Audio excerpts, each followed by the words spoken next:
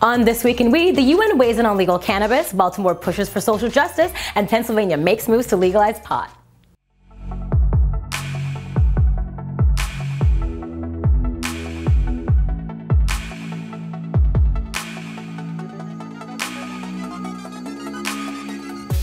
This is the Day's A with Mary J News, and you're watching This Week in Weed.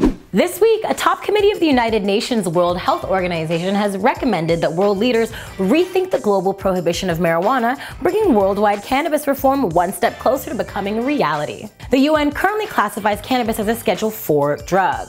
Schedule 4 is currently reserved for extremely addictive and dangerous drugs that have no accepted medical use, like heroin or crack cocaine. Last November, the World Health Organization's Expert Committee on Drug Dependence decided to reevaluate whether this extreme classification is still relevant in the 21st century. After considering mountains of scientific evidence, the committee has now recommended that cannabis should be moved to Schedule 1, the least restrictive of drug categories. The committee has also recommended that CBD should not be considered a restricted drug at all. This decision is only a recommendation, however, and is ultimately up to a commission of 53 individual countries to decide whether or not to officially relax the global prohibition of marijuana.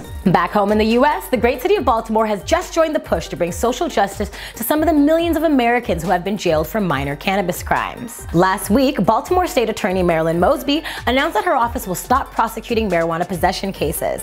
The prosecutor also requested that city courts clear the convictions for nearly 5,000 current pot possession offenders. At a press conference, Mosby said that no one who is serious about public safety can honestly say that spending resources to jail people for marijuana use is a smart way to use their limited time and money. Baltimore currently has the highest murder rate of any US city, but city police were only able to solve 26% of all of last year's murder cases. Mosby argued that cops need to stop wasting time and resources on busting people for weed and focus their efforts on violent crime. Unfortunately, Baltimore police are not on board with State Attorney Mosby's plans and have said that they will continue to arrest anyone caught with weed.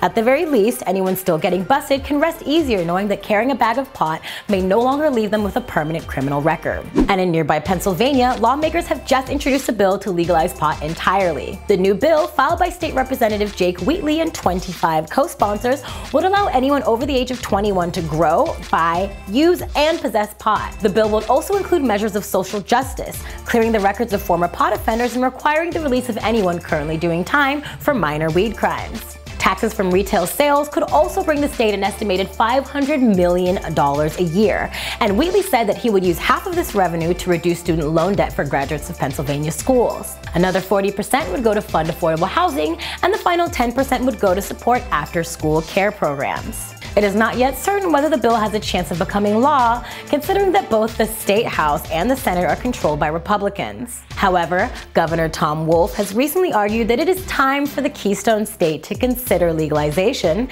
and his support might just turn that no vote into a yes. This is a Day's A from Mary J News. For all your weed news needs, check out maryjane.com, subscribe to our YouTube channels, Mary Jane and WestFest TV, and follow us on Twitter and on Instagram at Mary Jane. As always, Godspeed and good weed.